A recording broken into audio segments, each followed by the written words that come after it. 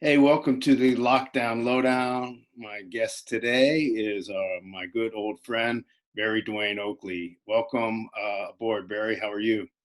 I'm good, man. Hanging in there. Yeah. You missing life out on the road right now, or are you happy to be settling in at home, or a little bit of both? A little bit of both. Definitely a double-edged sword. Last year was such a busy year for us in the Allman Betts Band. We were moving and grooving so fast.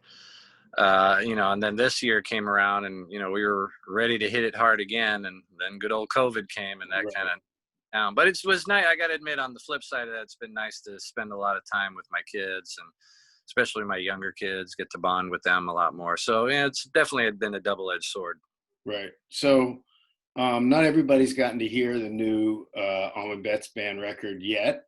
Bless your heart. I've been lucky enough to be listening to it for a while, since I'm doing a couple stories with you guys. And it's a great record. We could talk about lots of things about it, but we might as well start with the thing most relevant to you. Mhm. You have a tune on it, which you didn't. None of the songs on the first album you had written, right? I know you didn't sing any. Right. Yeah. No, they pretty much had that material for the first record, before we kind of got together. So yeah, I didn't really have, other than, putting my bass lines on it, they pretty much had the tunes. Right. So the song is called "Doctor's Daughter," Correct. and people are gonna really love it. I think. I think it's one of the strongest tracks on the album. It's really good, and the album in general, one of the things about it that I think is really great is it's pretty different. It's got some country tinges. It's got some really Rolling Stones feeling things. It's got an instrumental for the first time. Which is sort Yeah. of obviously harkens back to the Allman Brothers. But it's there's a lot of different stuff going on. And Doctor's Daughter, your song is very much different. To me, it reminds me a little bit of a Pink Floyd song, Yeah. structurally. So you want to just talk about that song a little bit? Tell me about when you wrote it and why you felt that would be a fit for this band. Yeah, no, it's the song actually I wrote quite a while back, maybe about 10 years or so. Long story short, growing up in Los Angeles, a lot of us children naturally became friends because that's where a lot of us lived at the time. And I was very close friends with Mac Rabenak's three daughters. And their mother, Lorraine Rabenak, and my mom were like thick as thieves. Pretty much Lorraine Rabenak, my mom, and Bonnie Bramlett were all hanging out. That was like my circle of, the women that raised me. Right. Uh, And so for one those who don't know, Mac Rebenek is Dr. John. Just to be, not everyone knows that. Just to make sure. Yeah, no, thank you. You're right. Good point. Anyway, one of the daughters, though, specifically Jessica Rabenak, we were really tight. We were like thick as thieves. We went through a lot of our teen years together and all that. Just good times running around LA. And we were really more like brother and sister than anything. And unfortunately, she passed away. Due to overdose, and that really hit their family as well as our family really, really hard. And I came up with this song kind of in pieces, kind of slowly through the years writing it, thinking of the things that kind of made Jessica who she was. She was a big Pink Floyd fan, and obviously her dad being or Dr. John, the piano stuff. So just slowly through the years, I kind of was writing it, tinkering with it. I'd put it down and then come back to it. Then fast forward to now, the second record here, and the guys are getting all the different songs for this new record. And we really wanted to reach out of our, I wouldn't say comfort zone, but show that we can go beyond what we did in the first record. And they were asking me for some tunes, and I put forth a couple of tunes, and that particular one stuck out the most. And that was before they even knew the story behind it. And then once I explained to them, they had a much deeper purpose after that. Kind of how that came about. And yeah, I mean, it really is a strong song, and your vocal is great on it. And you know, Thank you. you told me you're welcome. You told me yesterday about it having been about who it was about, and Right. kind of blows me away because, of course, when I heard the doctor's daughter, I was imagining like a physician. I'm a doctor's son, but my dad's not Dr. John. He's a pediatrician.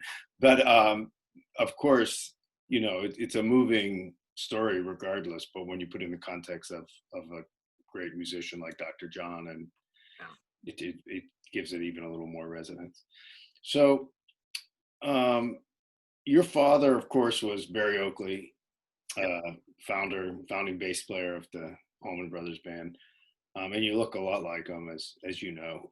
You Oh play yeah. his bass often, the tractor, which is incredible, and something that I think you and Duane and Devin all do to some extent. It's pretty amazing that you guys have those instruments and you use them as they were intended to be used instead of Yeah. keeping them at home, which a lot of us would be tempted to do out of fear. That's Yep. really cool. But you never knew your dad. And so I guess, I mean, how big of so musically it feels like he's such a big presence to you. So I'm Right. wondering, how big a presence was he in your life when you were young? How much did your mom talk about him? How aware were you of your father's history as a musician and just what he meant on that Uh, level? Again, growing up in LA and, with Chuck, through my younger years, I really didn't know much. And, of course, being young and a child, you really don't put all the pieces together until you get older.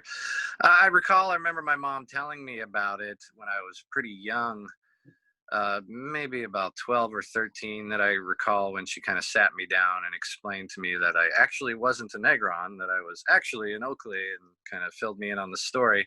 But again, being so young, I really didn't put the pieces together till I got into my teen years and, started discovering music and the world kind of in my own way. And that's where I started to kind of put all the pieces together. And again, growing up in the weird community I did, having a Three Dog Night guy as your stepdad, and, Robbie Krieger of the Doors is my godfather. And, I pretty much spent half my growing up years and teen years at Robbie's house if I was not at my house. So it was weird. And then to have that thrown in there, it was like, okay, this is interesting. Let me put all Right. these together and figure this out.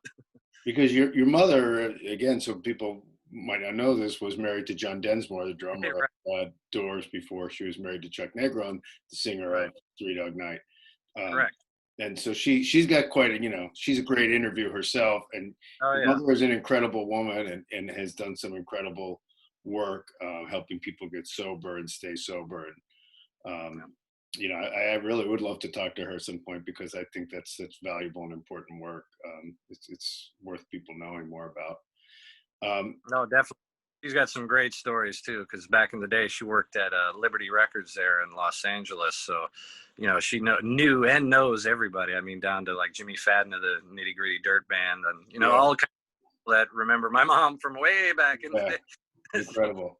Um, so, um, okay, so 1989, the Allman Brothers reunite for at that point it's a 20th anniversary tour, and no one knows, it might just be a summer tour.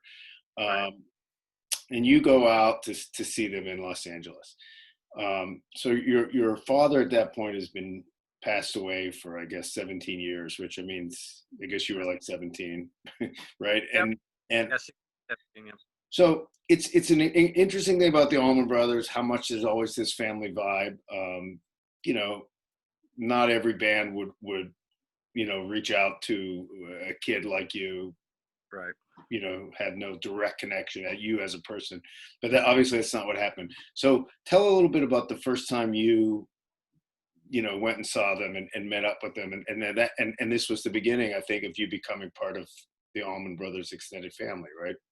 Yes, correct. Yeah, back in '89, my mom finally felt it was time that I, really get to know my roots and, who my dad was and where I came from. So you'd have to ask her, but she reached out to somebody, and, we got our tickets to go see the Allman Brothers Band at the Greek Theater in Los Angeles in '89 for that Dreams tour. And, I didn't think much of it. I just figured, okay, we're going to another show, again, growing up around the business, okay, cool, we'll go see this show. We go and sit in the audience, before the show and just kind of relaxing. Then all of a sudden, over the PA before the show starts, Barry Oakley, please report to the front of the stage. And I'm freaking out. I'm just a teenager. I don't know any different. My mom's like, go up there, go up there. They're calling you. I'm like, this is weird. I don't feel comfortable. Yeah. So I go up to the front of the stage, and Red Dog comes running out, literally grabs me, pulls me up onto the stage, and starts to proceed to walking me around the stage to everybody. This is Barry's son. This is, guys, meet Barry's. This is Barry's son. Look at him. Look at him. And Joe Dan and Red Dog were really my first introduction to the family and the band, and they were the two that really looked out for me in the beginning, and were kind of always watching my back, and telling me all the stories about my dad, and the fun times they had and the wild times. So yeah, it was a huge shock, especially at that age, just to again trying to put all the pieces together, and Right. everything was fast. Had Then you after listened to her? Had you listened to much Allman Brothers music at that point? How familiar? a little bit, I was again still kind of finding my own way, being a product of Los Angeles, and that time I was, at the time I was big into like Peter Gabriel, U2, Prince, the basic stuff at that time, and I was just discovering the blues at that time, Cream, and not different acts, and slowly it started to make sense, and and then I started listening to the Allman Brothers, and this was before, when I met any of them. And, I didn't quite get it at first, again, because I just was naive and young. But the more and more I listened, the connection was definitely there. I wanted to hear it again and hear it more and hear it more and hear it more. And, obviously that all made sense later on down the road why I did. So, Right. yeah, I was a bloomer to, as far as the roots of blues and, music. Um, so so you see that show, you have that experience, which is amazing, and it's totally appropriate and not surprising that Joe Dan and which Joe Dan Petty, for those who don't know, and Red Dog were the guys spearheading that. It makes total sense, and knowing about those guys, it's amazing. But Dickie is the one who then said, Right. welcomed you into the family, right? So tell me a little bit about that. Yeah, so after the show was done, after I met everybody and just kind of hung out, and I was just in awe of everything. Both Dickie and Donna Betts approached me and said, "You know what? This tour is going to be big and long, and a lot of us are bringing our families, and all the kids are coming, and we'd really like it if you could come along with us." And I was like, "Oh, cool. Let me ask my mom." And was your mom in on this at all? Like, did she know that all that was going to happen, or not? Oh, no, not at all. No, no, we had no, no expectations whatsoever. I mean, again, when we went to the show in the beginning, my mom told me, don't expect anything. We're just going to sit there, watch the show, and leave, and that'll be that. So, I went in, without any expectations whatsoever, and and my mom didn't mislead me at all. So, yeah, it was definitely a shock and a surprise. And here I was, I'd never really been on a tour like that. I'd been to plenty of Three Dog Night shows and plenty of, Robbie's performances growing up, but never on a full-fledged bus tour, Right. with a crew. So, and that's when you met Devin and Duane. Yep. Were there any other kids on the tour, or just the three of you? God, no, as I recall, almost all of us. I remember Elise Trucks, Seth Trucks. I remember Vaylor every now and then. Everybody wasn't there all the time, but they were definitely coming and going. God, there was that, and all the wives, and I mean, it was a huge traveling circus. There were so many people. Did you guys like hit it off right away? Like, or did you naturally gravitate as like three teen boys? And Duane was young. I mean, he's younger Right. than you guys, so he was like 10 or whatever. But he had Right. that. Yeah, no, he was, again, too, kind of flashback a little bit before all this happened. Again, growing up in LA, Duane was there with his mom, Paulette, who was living with Cher and working with Cher, and, Cher had Elijah. So, I already had a relationship with both Duane and Elijah, because Paulette and Cher would oftentimes hire me to come over and sit at the house and kind of babysit Duane and Elijah while they went out. I had never heard that one before. Yeah. Duane never mentioned that, Barry. So, and now flash forward to this, and here's little young Duane again. And, Elijah didn't come out much. I think he came, once in a blue moon and then split. But so we already kind of had a connection, me and Duane. But like he said, he was so much younger that, it was kind of hard to hang, because, we were the older, bigger kids, and, he was still pretty young at the time. So, yeah, me and Devin definitely kind of gravitated towards each other, being so close in age and, in that same period of our lives.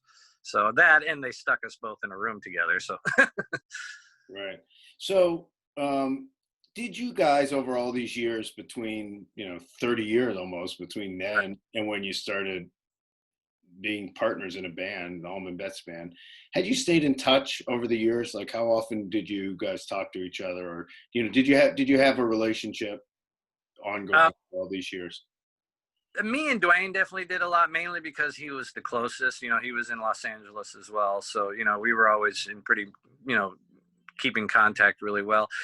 The rest of us, we'd run into each other, every handful of months or so, whether it was traveling around with the band or, just off doing our own things. And we kind of kept in touch, not hugely, but, we, check in and, hey, how's it going? Blah, blah, blah. So, it wasn't until a lot of us got older that we started connecting more, I should say. Mhm. So after that tour and everything, the first like regular gig you had where you started playing with someone was with Robbie Krieger of Right. the Doors, right? Yeah. So Robbie is a great guy, and Oh, the first big story I wrote for Guitar World was an interview with Robbie. Like literally the week I started, I think the Doors movie was coming out, and they wanted to do like a Doors feature, and the all guys right. were sitting around talking about who could do a Doors feature, and I was like, I like the Doors, So literally, like first week at Guitar World, I called up Robbie and interviewed him, and it was a Right great on. story. I felt really good about it. And Robbie, the only person, decades of doing this, who did this, like after the story came out, I got like a fruit basket at at the office at Guitar World, and a thank you from Robbie, and like a Western Union telegram that said like Mr. Mojo Rising, thanks for the great story. I Oh, mean, nice. yeah, just I mean, what a just nice, classy guy, Yeah. and obviously a sneakily great guitar player, very underrated over the years, I think. Underrated. No, yeah, as a person, I mean, Robbie Krieger is just an awesome soul. I mean, such a great person all the way around. Everything a lot of joy in my life has something to do with Robbie Krieger. He's always brought joy and smiles, even when we were working together. I mean, it was just always fun. So when you started working with him for the first time, you were playing, and just to explain a little, he was your godfather, and his son Waylon is about your age, right? Was you guys were good friends, right? So in that band, it was you and Waylon, and I don't know who else, but you were in there with your brother. So you were playing bass. Did Right. you always gravitate to the bass? And like, did that have anything to do with your understanding of your father's legacy, or just that's just what you did? No, it's interesting. I kind of fell into it, like most young teenagers when I started getting into music. I got a guitar, a cheap guitar, a cheap like Casio keyboard, and then I got a cheap bass, and I'd kind of noodle with all of them. But go figure, the bass just made more sense to me. I could understand it and grasp it a lot easier than the other instruments. So, I guess it had something to do with the genes or something. But it just was more fun for me, earlier on. So I just kept, stuck with it and, pursued it and pushed it. Yeah, it's amazing because you're talking about the genes. When you guys did that 2017 tribute to Greg Right. and Butch at the Peach Fest, which in a way I think was the start of the Allman Betts Band. The idea of it, and you came out, took over for O'Teal, and one of the things you played was whipping post, and I was standing by O'Teal, and he was like jumping up and down when you started playing, and he was just saying to me, he was like hugging me, and he was saying, "Nobody can play that like Barry. Nobody can play that like Barry. Listen to it. Listen to it."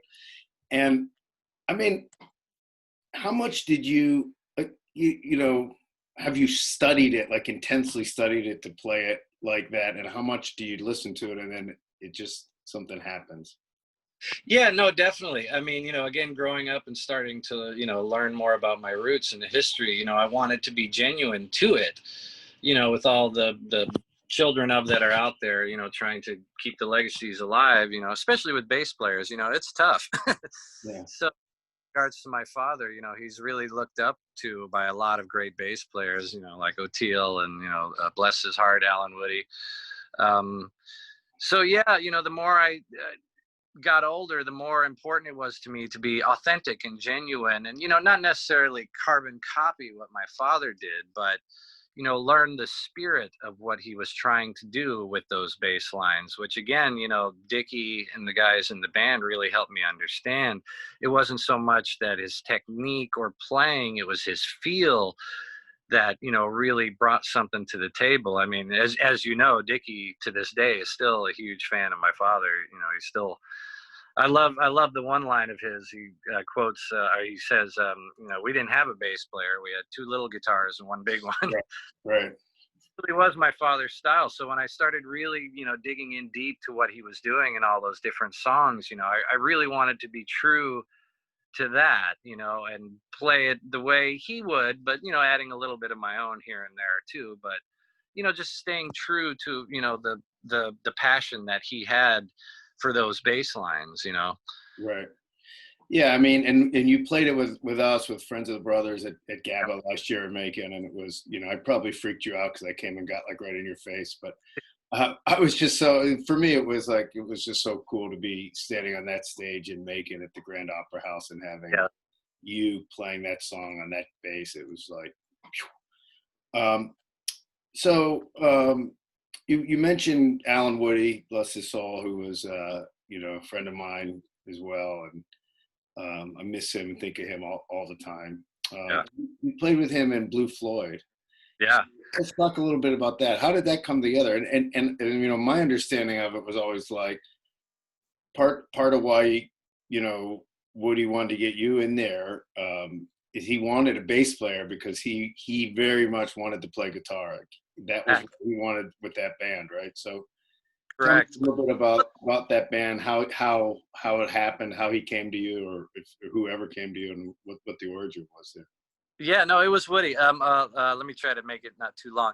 So back mid to late '90s, this is after Bloodline with Joe Bonamassa and all that. I was back in LA, and me and Duane Betts had started a band with Waylon Krieger, Robbie's son, and the drummer from Dead Z, Elijah Blues Band. Here we go with all this connection, called OKB, and we were playing all over Los Angeles, the Hollywood Sunset Circuit.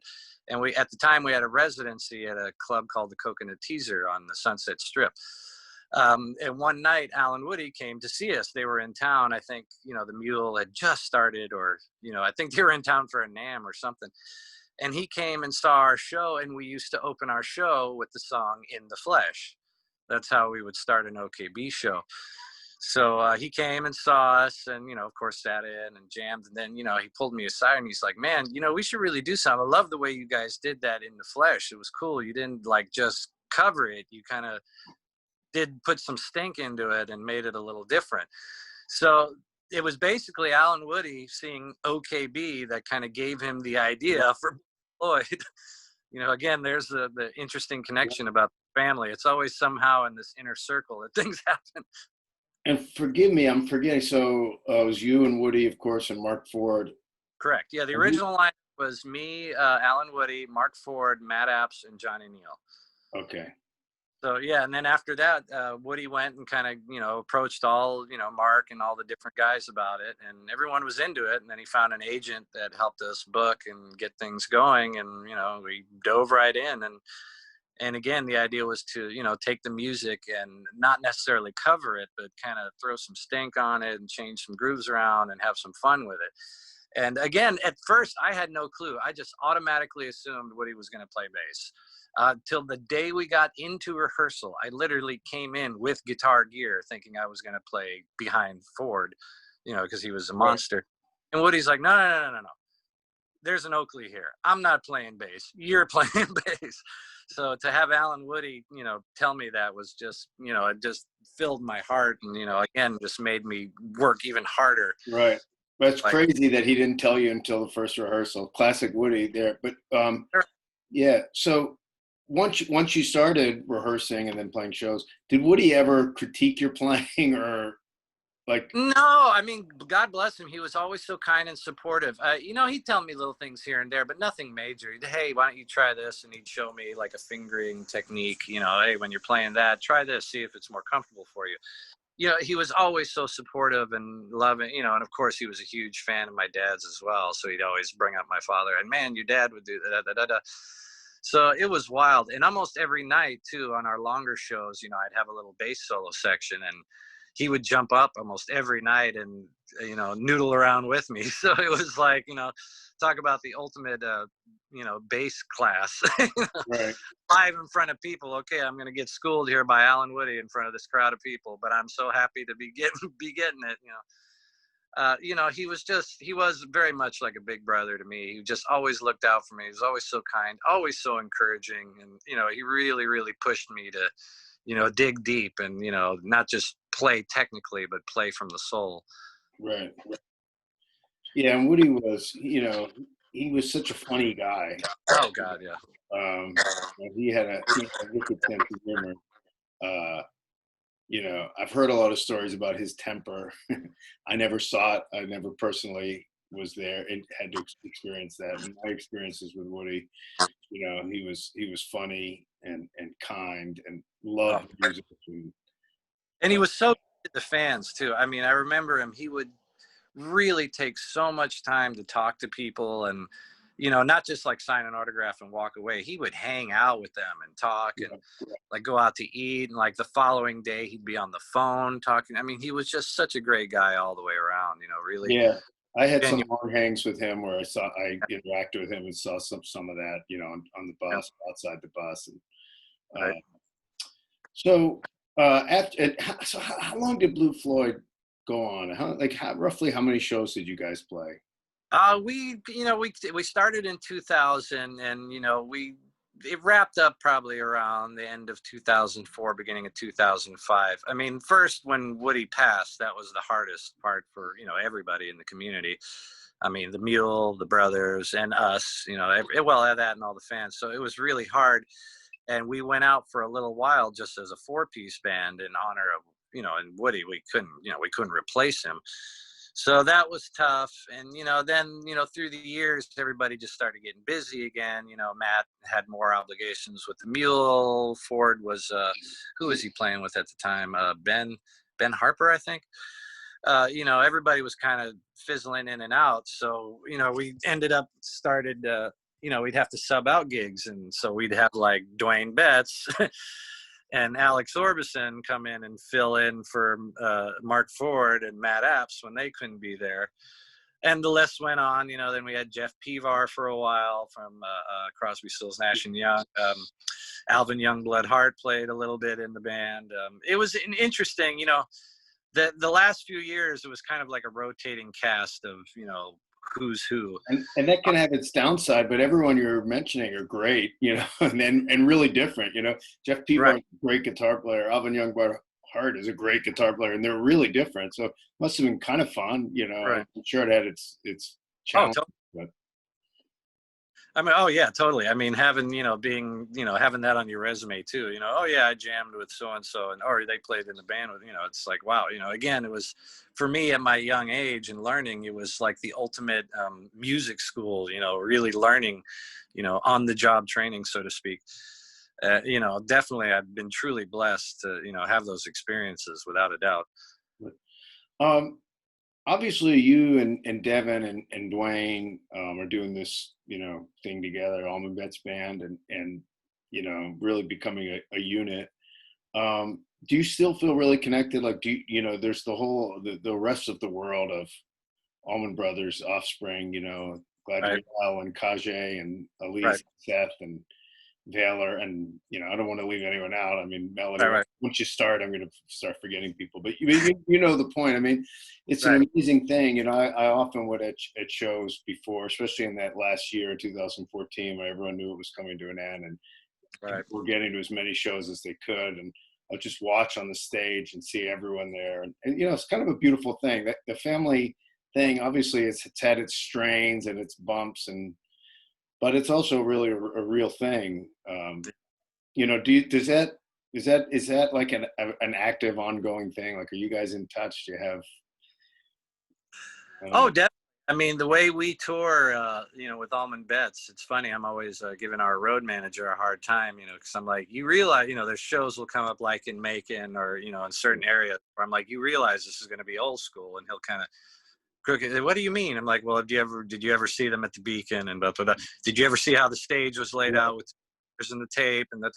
So, well, that's going to happen tonight because everybody's coming, all the family, all the brothers and sisters, and they're going to bring their moms and their kids. And so, yeah, in a way, we keep that, the big circle family tradition alive. Like, hey, if we're in town, we're playing, please come, especially the family, come hang with us. Our stage is your stage. So yeah, in a way, we're trying to keep that same, magic and love alive, Right. And I mentioned at the beginning, I mean, I think Bless Your Heart is really a strong record, and I'm excited for people to hear it, as I'm sure you are.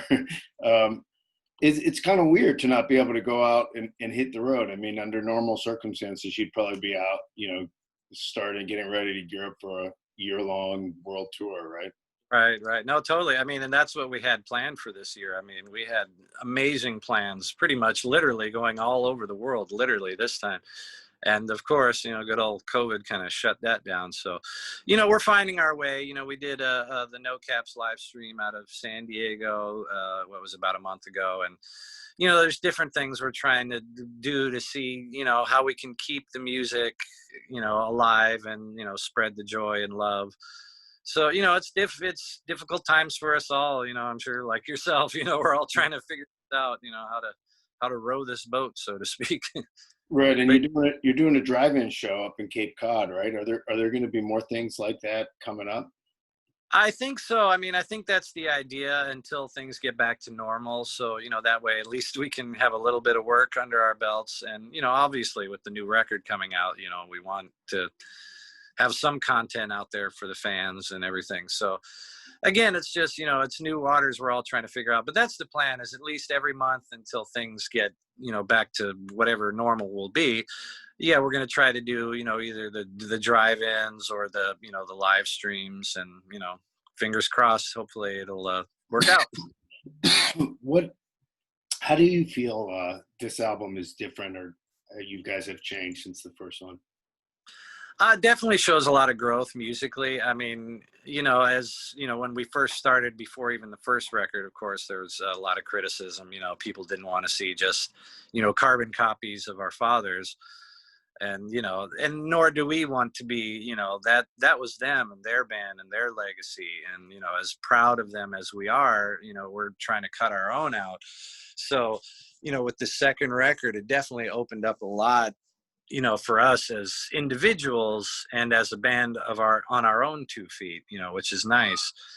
And, any band that's recording records, you should always try to, outdo yourself with the following record, and this second one, definitely, it shows a different side of us, which is nice. Do you It think shows. there's outgrowth of all the shows you guys have played together, that you start to have a feel for who can do what? Oh yeah, no, I mean, the blessing of this band is, everybody's really professional and really kind. There's no egos. We all, nobody's trying to step on each other's feet. It's a big band, 7 guys, 3 guitars. There's a lot going on. So, the beauty of the band is, we put all of that aside and we really work as a unit. We really pay attention to each other, listen to each other. Even if we don't agree on a part or a thing, we sit down, we work it out, we play it out until we're happy collectively with it. And I think that's been a really big blessing with this band, because, it's always tough in any band to, just like a marriage or relationship. It's hard to, not get in each other's hair every now and then. But we've been very fortunate that everybody really is, we look out for each other, and we're respectful of each other, both personally and musically. And that definitely helps when it comes down to, recording and playing. Right. Yeah, and it is, having 3 guitars and great keyboard player, and you're a pretty active bass player. There's a lot of room to bang into each other, but Right.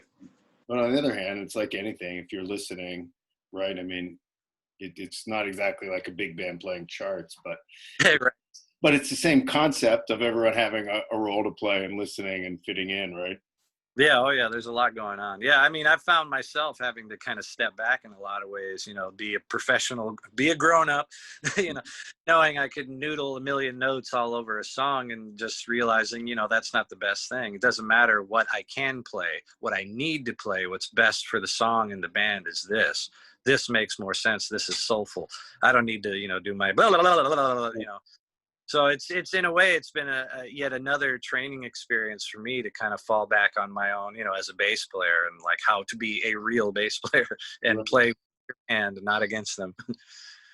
Yeah, and I think having Johnny as the third guitar player really, works. He's such a great player, and Yeah. he's very tasty and has great ears, and he's like so not a play on top over people. Oh yeah, no, he blends in. Johnny is phenomenal. No, we love Johnny. I love Johnny. He's like me and Duane, he's a California boy. So, but yeah, like you said, I mean, he just blends perfectly with Devin and Duane. I mean, the three of them complement each other so well. It's a beauty to be on that stage and listen to how they play off each other and with each other. It's a great example of how to work with your band. Right. And you've been playing, like as you said before, out of all the guys, you've played the most music over the years with Duane. Right. How do you think he's grown as a guitar player in the last, I don't know, 5 to 10 years? A lot of it is him just finding himself, as a lot of us have, had to fight that growing up and becoming musicians ourselves, following in our father's footsteps. Like I said earlier, we're not trying to be carbon copies or clones of them, but, like you said, it's kind of hard to fight because, one, we look so much like them, and two, we definitely do sound like them in certain things. I'll hear Dickie a lot in some of Duane's playing, but no, he's really found himself, I think, in the last handful of years. He's found out who he is as a guitar player, not just ability, but, what makes him happy as a guitar player. That's what I've seen, from back when we were doing the club dates in LA, fast forward to now, he's not as confused. Back then, wasn't sure. It was always something different, a different guitar, a million pedals, blah, blah, blah, different amps every other show.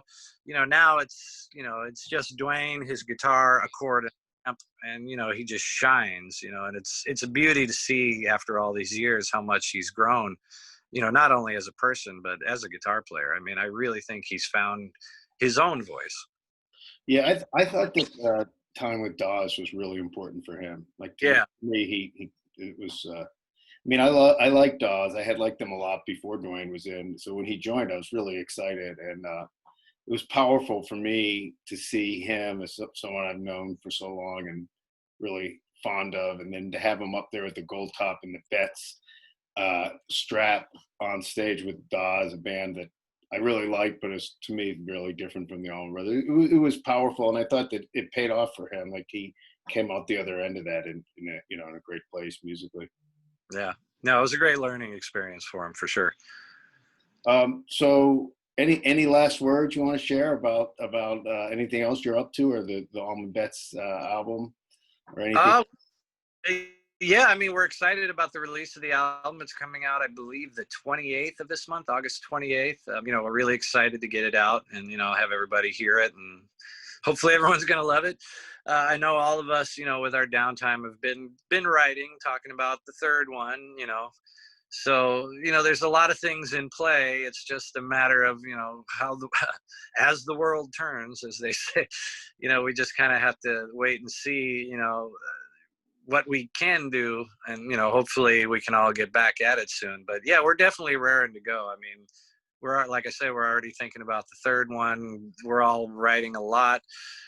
Excited to get back and touring and share the love and music with the people. And yeah, it's just, right now it's just a big waiting game. Right. Well, good luck, Barry. It's always a pleasure to talk to you, and good luck with the record. Again, I think it'll be fun when people hear it and you can start talking about tracks, right? Right. Oh, definitely. It'd be great to hear the fans' take on it. Definitely. Yeah. So, all right, stay healthy, be well, and I'll talk to you soon. You too, buddy.